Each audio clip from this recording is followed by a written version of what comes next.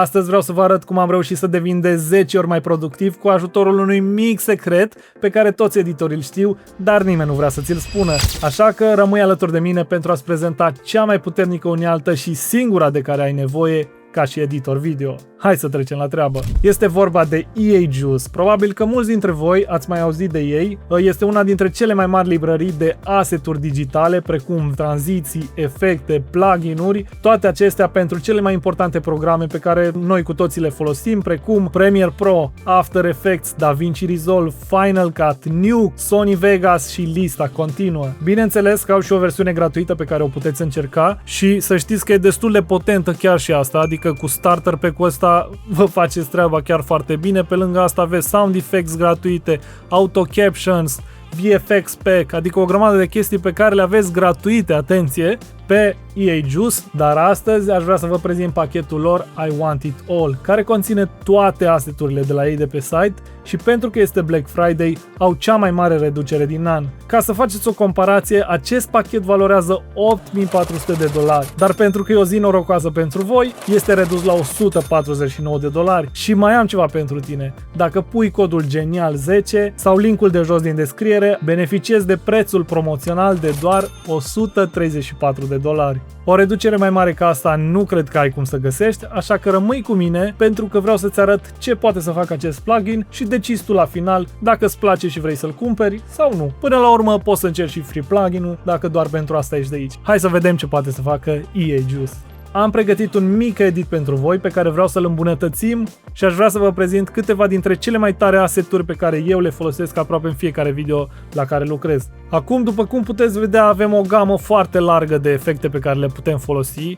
Vedeți aici în dreapta câte efecte putem să folosim, deci imposibil să nu găsești aici ce cauți. Ai de la efecte, tranziții, text, lower third, animații, loot-uri, tape, orice, overlay, deci orice te poți gândi, după cum puteți vedea, uite, dau aici scroll și nu mai terminăm în cavaș, da? Dar poate cel mai important asset pe care îl deține acest plugin este Seamless Transition. Și asta nu e tot. Nu sunt astea toate tranzițiile, ca să ne înțelegem, deci au sute de tranziții, mii de tranziții. Uite, hai să vă arăt aici, deci dacă dăm la Transition, după cum puteți vedea, sunt nu știu câte pachete sunt aici, vreo 20 și eu vă arăt unul singur acum, puteți să le descoperiți voi, dar cu siguranță imposibil să nu găsiți, imposibil să nu găsiți ce aveți nevoie. Hai să punem niște tranziții pe fiecare cut, sau mă rog, pe acolo unde simțim nevoia. Aș pune pe primul, hai să vedem, aș merge pe ceva mai glitchy, mai în stilul ăsta, mai digital, mai nebun. Uite, ăsta îmi place spre exemplu. Ca să activăm, pur și simplu dăm dublu click și pluginul o să descarce automat fișierele de care ai nevoie și o să ți-l așeze perfect în timeline, da? Pe lângă asta se adaptează automat rezoluției proiectului tău. Hai să vedem cum arată. Să dăm volumele încet, da? Și mai urmărim o dată. Da, mă, da. Hai să trecem mai departe. Aici nu o să punem că deja s-ar putea să ne aglomerăm mult prea tare și sărim peste ăsta. Și punem, nu știu, poate un glitch VHS, ceva? Să mergem tot pe stilul ăsta? Sau hai să vă arătăm altceva? Lens, pack. Ia uite. Băi, sunt mișto rău, mă, n-ai ce. Uite, astea încă sunt mișto, penurile astea. Deci vedeți cât de simplu e efectiv. Dacă ești începător și ești la început de drum, vrei să arate videoclipurile tare mai bine, this is the way. Efectiv, this is the way. Pentru că uite-te aici ce am reușit să facem în 2-3 minute. Efectiv. Arată deja de 10 ori mai bine. Era simplu, nu era rău, dar era simplu, știi, era prea basic. Efectiv. Și acum trecem la nivelul următor, pentru că n-am terminat aici. Nu. Am selectat toate clipurile astea, adică tranzițiile, le tragem deasupra și aș vrea să vă arăt următorul plugin pe care eu îl folosesc cel mai mult, VHS. Pentru că mie îmi plac foarte mult efectele astea vintage. VHS-ul ăsta pentru mine e wow. Găsiți o grămadă de chestii. Hai să punem niște efecte din astea de VHS, să punem pe video, pentru că v-am zis, o să dea un aspect mult mai interesant. În primul rând, cel mai probabil o să punem un overlay de genul ăsta, dar hai să alegem prima dată un distors, da, un line glitch de fapt îi spunem. Să luăm ceva mai nebun, așa, uite, ăsta e tare. Și foarte simplu selectăm footage-ul nostru și dublu click pur și simplu pe line glitch, hai să fie ăsta mai nebun, așa, 16. Ok, și după cum puteți vedea, ne-au făcut un mic zoom aici, dar nu e o problemă asta, pentru că dăm click pe efectul nostru și aici ne apare în Properties această fereastră și pur și simplu dăm dublu click pe această imagine și ne duce în Placeholder și aici pur și simplu o să facem scale-ul cât avem noi nevoie. Nu știu, putem să punem 50, dar eu zic că trebuie un pic mai mare, lăsat. Îi dăm și un render să vedem ca lumea. Și cam așa arată efectul. Ha, ha, ha, ha. Da, mă, da. Foarte tare. Și putem să-i punem și un overlay de genul ăsta, dacă ne place ceva, bineînțeles. Uite, ăsta îmi place mie. Hai să-l punem aici. Dublu click. Acum o să ne importe un material mai lung, pentru că e pur și simplu un overlay. Uite, ne și întreabă aici dacă vrem să-l avem în loop. Eu îl pun cu 0, că nu mă interesează să-l am în loop. Eu o să-mi iau doar cât îmi trebuie de aici, punem cu partea asta mai cu efect așa și hai să vedem cum arată. Foarte tare. Acum, noi putem tot stăcui aici chestii. De exemplu, putem să punem și un efect din ăsta de bad camera sau ceva dacă mai avem chef și de asta. Why not, la urma urmei? Punem peste efectul ăsta, da? Mare atenție. Pentru că efectul ăsta din EA Juice conține și materialul brut de dedesubt, pardon. Și atunci punem direct pe ăsta și mergem tare rău de tot și luăm pe ăsta nebun așa. La fel, dublu click. Și la fel, trebuie să intrăm în interiorul fișierului ca să facem din nou scale-ul. Foarte simplu, dublu click, selectăm materialul și din scale îi dăm pur și simplu, v-am zis, hai să... 50%, l-am nimerit. L-am nimerit. Și avem ceva de genul ăsta, adică dacă vrem să mergem crazy, putem să facem. Mă gândesc să punem un camera interface, dacă tot am dat-o pe nebunia asta, hai să-i dăm de tot și punem un din ăsta, da? Hai să-l punem pe ăsta, uite. Și cam așa arată complet cu toate efectele. Un pic cam nebun, dar ați înțeles ideea. Da, puteți să stacați efecte după efecte. Eu am pus aici foarte exagerat, doar de dragul exemplului să vă arăt ce poate să facă. Acum hai să trecem mai departe, din nou la o tranziție și anume Burning Transition. Mă rog, nu e una, e un pachet întreg.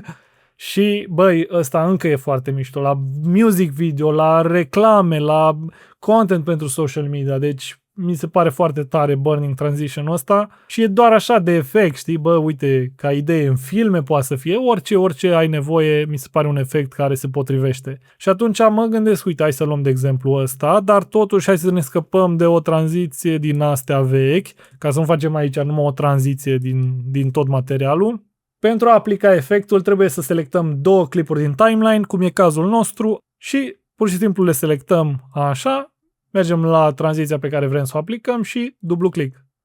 El în fundal o să-și facă acolo efectele, pre-compose-uri și așa mai departe și ne dă nouă doar rezultatul final. Și cam așa arată, după cum puteți vedea aici ne-a lăsat un gol, pentru că el ce a făcut? El a tras clipul, l-a tras spre stânga ca să poată să meciuiască aici, vedeți?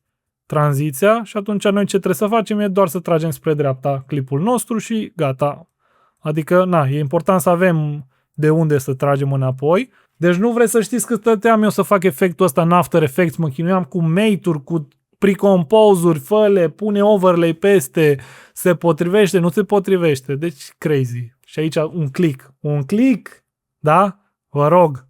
Sper că ați înțeles și cu Burning Transition, pentru că ăsta e doar un exemplu de efecte. Sunt o grămadă de astfel de exemple. Uite, avem Light Swipe, avem Ink Smoke, Flash Effects, Frost, deci sunt foarte multe. Grunge, mai aveam ceva cu Glass, da, Cramped Paper, uite, Glass Cracked, uite că putem să le și vedem, da? Deci tipul ăsta de efecte, gândiți-vă că le pui dintr-un singur click. V-am zis cât mă chinuiam eu. Așa că hai să trecem mai departe la ceva mai simplu și mai pentru youtuberi, da? Adică doar pentru youtuberi, practic, deși nu neapărat.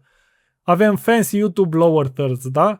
Deci eu când lucram pentru vloggeri, tipul ăsta de materiale pentru mine erau mină de aur. Pentru că unul la mână arată bine și doi la mână sunt super rapid de făcut și customizabil pentru orice client. Și ăsta e doar cazul pentru YouTuber, dar noi avem aici o grămadă, da? Deci, uite, putem să mergem la Lower Thirds și avem și din astea mai generaliste, Avem și mai nebune, așa, mai de urban, de rapper, de chestii de genul ăsta, uite, mai stilate, da? Băi, foarte, foarte mișto. Uite, o chestie de genul ăsta am folosit pentru un proiect pentru Samsung, da? Deci, proiecte foarte mari. Ok? Eu vă arăt de YouTube pentru că mi se pare pentru vlogger, pentru chestii de genul ăsta și e ceva ce am folosit eu foarte mult când lucram pentru vloggeri și arată ceva de genul ăsta. Uite, hai să punem un, nu știu, un de asta de subscribe ceva, o prezentare, da? Uite, hai să dăm un dublu click aici. Și cam așa arată. Mie mi se par astea cel mai tari. Pentru YouTube, gen stilul ăsta de lower thirds, sunt păpuși, adică îți dă un vibe din ăsta profesionist, da? Deci v-am zis, sunt multe de astea. Avem și în titles unde putem să folosim chestii de genul ăsta. Uite, mai găsisem aici la lower thirds ceva care chiar mi-a plăcut. Stai să vedem, îl găsim. Uite, ăsta mai e unul tare pe care chiar l-am folosit. Băi, super profi, v-am zis. Eu am folosit astea pentru proiecte super mari. Trecem la ultimul nostru efect și anume prism. Pentru că de multe ori, știi, poate ai un footage foarte simplu. Ai vrea și tu să-i mai dai un efect, zici, dacă filmam diferit, dacă făceam asta. Dar efectele astea de prism, probabil ați mai văzut, că uite, vă arăt aici cum arată, da? Deci efectul ăsta de duplicat așa de pare că sunt niște reflexii printr-o sticlă. Sigur le-ați văzut, uite. Stilul ăsta de efecte nebune, așa rău, băi, le avem aici, deci mie mi se pare incredibil. Eu acum o să șterg tranzițiile astea pentru că nu mai avem nevoie de ele și să luăm, uite, poate ceva de genul ăsta. Așa că dăm click pe footage-ul nostru și dublu click. Și cam așa arată. Da, nu, sunt atât de tare efectele astea și, nu știu, poate știți, poate v-ați chinuit și voi să le faceți manual, dar durează enorm de mult până reușești să o faci. Trebuie să faci măști, trebuie să faci duplicate-uri, trebuie să faci o grămadă de chestii care consumă timp și până la urmă munca ta cu cât o termini mai repede, cu atât poți să iei mai multe proiecte și să faci mai mulți bani, bineînțeles. Deci cam ăsta e scopul. Dacă până aici ți s-a părut interesant și îți place pachetul I Want It All pe care tocmai l-ai văzut, nu uita de oferta de Black Friday de astăzi de pe EA Juice, pentru că beneficiezi de cea mai mare reducere din an, valoare de $8.400. Astăzi este doar $134 dacă folosești și codul GENIAL10 sau linkul de jos din descriere. Avem același edit și în After Effects. Știu că unii dintre voi preferați să folosiți doar Premiere Pro și să fie mult mai simplu totul acolo, cum ați văzut în prima parte a videoului unde totul era la un click, dar știu că o parte din voi vă bucurați să aveți controlul maxim pentru fiecare efect, ceea ce în After Effects este posibil. Acum o să vă prezint alte efecte pe care eu le folosesc foarte des în After Effects și să știți că ce ați văzut înainte se găsește și în Premiere și în After, la fel și ce o să vedeți acum, doar că singura diferență este că în After ai mai mult control. Primul efect pe care eu îl folosesc cel mai des este text animation. Deci, mai ales astăzi, în era în care folosim captions pe toate videoclipurile, e foarte important să ai niște animații pe text mișto, în primul rând, și foarte simplu de folosit. Da, EA Juice poate face și asta și o să vă arăt acum. Luăm textul și scriem aici așa și îl centrăm acum, da? Și hai să găsim ceva efect ce ne place nouă. Da, putem să punem ceva super simplu de genul ăsta. După cum puteți vedea, sunt foarte multe și le avem grupate pe caractere, da? Deci avem efecte pe fiecare caracter, pe linie, adică pe rândul 1, rândul 2, da? Și pe cuvinte. Deci fiecare cuvânt are efect pe animație, da? Și uite, avem ceva de genul ăsta care îmi place. Ca să aplicăm efectul pe textul nostru, pur și simplu trebuie să dăm click pe el, să fie selectat și după care putem să dăm pe in și out. Uite, hai să facem un in și out. Îi dăm un out poate la al treilea clip aici. Așa. Și dăm un in și un out. Pur și simplu să fie amândouă portocalii, da? Și dăm dublu click.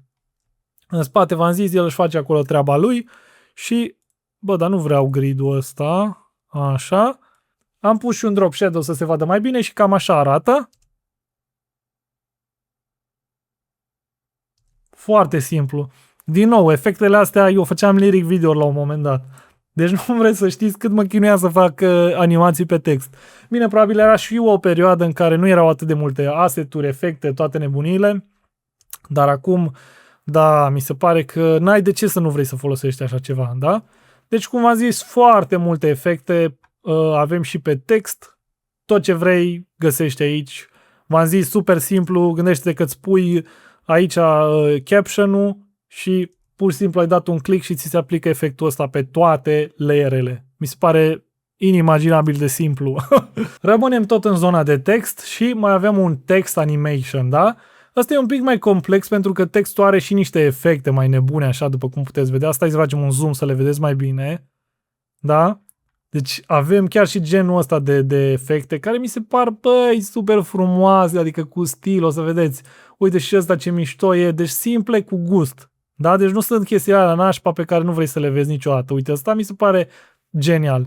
Uite, o să folosim tot textul nostru și pur și simplu selectat, dublu click și hai să vedem ce iese. Băi, foarte simplu, deci mi se pare ireal ce poți să faci astăzi. E incredibil, Da? Și hai să vă arăt acum și, cum îi zice, că este customizabil, că vă zisesem, bă, uite, în After Effects poți să faci chestii, da? Deci să zicem că vrem să modificăm culorile sau știu eu, putem să intrăm chiar și în pre-compuri, dar asta pentru cei avansați. Dar până una alta, selectăm EA Juice compul ăsta, da? Și uite, să vedem aici culorile și ca să edităm ceva efect, uite, putem să mergem aici, sus, da? Și aici putem customiza, de exemplu, efectul acesta. Putem să-i schimbăm culorile, putem să-i punem glow dacă vrem mai mare, mai mic, blending mode, main color, da? Să zicem că eu vreau, bă, uite, eu vreau să fie doar albastru ăsta așa nebun, da? Copiem culoarea asta și punem și aici. Și, ce ziceți? Putem să-i dăm glow mai mare, da? Ceva de genul ăsta și gata, gen, ne-am făcut custom-ul nostru aici sau putem să dăm pur și simplu default să revină la setările inițiale și uite, putem să dăm și edit în After Effects, da? Ceea ce, v-am zis, putem să intrăm în pre-compuri, să intrăm pe control, v-am zis, avem și aici acelea setări, putem să intrăm mai adânc în pre-comp, adică în After Effects putem să intrăm în efect până în inima lui acolo, în sânge, în caz că vrem să modificăm ceva, da? Și acum trecem mai departe și ne întoarcem din nou în zona de tranziții, pentru că sunt foarte buni pe tranziții și avem light swipe. Știi, de multe ori poate ați văzut și prin filme și în music video-uri tipul ăsta de tranziții, da? Cu lumini așa super șmecher și mi se pare că în exemplul nostru merge foarte bine, de asta am și ales acest light swipe, pentru că sunt foarte multe lumini în scenă. Și efectul ăsta de tranziție, dacă știți cum e realizat, e cu un low shutter, da, și miști camera super crazy. Și în asta potrivește super bine. Uite, ăsta chiar s-ar putea să meargă și pur și simplu dăm dublu click pe el, da? Ce credeți? S-a pus automat într-o zonă de cut, adică aici, deși eu aveam timeline-ul aici, el s-a gândit și a zis, bă, ăsta a vrut să pună tranziția aici și mi-a pus-o singur aici, da? Poate nu merge chiar în zona asta, poate merge într-o zonă un pic mai întunecată. Uite, poate chiar la început, why not? Da? Da? Ceva de genul ăsta. Băi, super cool efectele astea. Și putem să schimbăm, bineînțeles, blending modul. Putem să-l punem, el acum văd că e pe lighten, putem să punem pe screen ca să fie mai luminat un pic. Da? Și hai să vedem ce mai putem să mai punem. Uite, băi, sunt nebune astea, sunt nebune rău. Gen, îmi place mult. Bine, asta e cu roșu. Oare găsim ceva cu roșu în zonă? Uite, poate... Nu, hai să lăsăm aici. Punem tot așa, din lighten punem pe screen și... Băi, sunt frumoase. Astea oricum pot fi folosite chiar și pe normal, să știți. Da? Ți le descarcă pe loc. Uite, asta chiar se potrivește aici. Bravo, mă, bravo EA Juice, sincer, deci... V-am zis, pe mine m-a salvat din o grămadă de momente în care, bă, aveam ceva de făcut super repede, eram presat de deadline, de proiecte, să te miști repede, EA Juice efectiv e ce trebuie. E atât de simplu, salvezi bani, timp, tot ce vrei. Rămânem în zona de tranziții, v-am zis, și mergem la glitch transition, da? Din nou, niște efecte de glitch, v-am zis, eu pe astea le folosesc foarte des, sunt super bine realizate, asta e chestia, știi? Și uite, hai să încercăm în zona asta, de exemplu, să punem glitch, uite, selectăm și ăsta să știe că aici vrem să punem tranziția și hai să găsim una de asta, uite, așa nebună, așa. Băi, vrem să mergem crazy ca să vă arătăm cât de nebuni sunt și cei de la EA Juice și vă dau aici full control pe toate nebuniile astea. Na. Băi, nu vreți să știți că... Doamne, că acum sunt nebun cu cât m-am chinuit eu. Da, într-adevăr, lucrez de mult pe parte de motion graphics și așa mai departe și gen, să faci efecte de astea cu data moș, cu chestii, băi, sunt atât de complicate, sau mă rog, erau la un moment dat. Și acum le fac dintr-un singur click. Mi se pare foarte crazy. Ia să vedem, avem control pe ăsta? Băi, avem și control, v-am zis, deci e nebunie, nu. Nu există, uite, putem să punem blending modul, putem să-l setăm direct de aici, color hue, dacă vrem să schimbăm color hue, nu știu, din ceva motiv ne place mai mult așa, da? Doamne, ce-mi place! Tot în zona de tranziții mai am ceva foarte mișto pentru voi, tot așa cu gust. Avem un minimal brush, da? Care sunt niște tranziții de genul ăsta. Din nou, mie îmi plac foarte mult astea cu gust. Pentru că uneori, da, vrei să mergi crazy pe chestii bold, music video sau lucruri de genul ăsta unde vrei să te afirmi, dar poate sunt și niște emisiuni sau chestii de genul unde o tranziție de genul ăsta cu gust super simplă te poate ajuta. Și uite, hai să folosim zona asta de exemplu și punem, nu știu, care, uite, una simplă așa. Simplă și rapidă, uite, asta merge. V-am lăsat și tranziția aia că e foarte apropiată una de alta. Deci ce frumos e, ce finuț, băi. Știi că mulți folosesc CapCut ca să facă efecte de genul ăsta, dar de ce să plătești un abonament la CapCut, da? Când poți să plătești odată one-time payment efectiv pe plugin-ul ăsta, opa, și ai tot ce vrei, ce CapCut ai nevoie, la în Premiere, la în After Effects dacă vrei control, în CapCut ați văzut, acolo nu poți să faci nimic, adică ți-ai pus efectul și ăla e, nu poți să modifici nimic. Și cam acesta a fost videoclipul de astăzi, sper că v-a plăcut, nu uitați de oferta celor de la EA Juice de Black Friday, pentru că aveți mega preț promoțional de $134 cu codul GENIAL10, aveți linkul în descriere sau pur și simplu puneți codul la checkout și dacă vreți doar să încercați, puteți să intrați pe linkul din descriere și mergeți acolo la Free Pack, încercați doar varianta gratuită pentru că chiar și aia vă ajută foarte mult. De exemplu, și eu am început cu varianta lor gratuită, dar tot așa am prins la reducere foarte bună și am zis, bă, n-are cum, trebuie să-l cumpăr. După aia a venit sponsorizarea de la ei și le-am zis, vă iubesc efectiv, așa că, na, decideți voi singuri dacă un astfel de plugin vă poate ajuta în munca pe care o faceți voi. Aș vrea să mai facem videoclipuri din Premiere și After Effects, deci dacă aveți vreo idee de clip, scrieți jos în comentarii sau dacă vă mai interesează ceva legat de EA Juice. Așa că nu uitați de un like, subscribe, share dacă știi că interesează pe cineva și să ne vedem cu bine la următorul videoclip. Salut!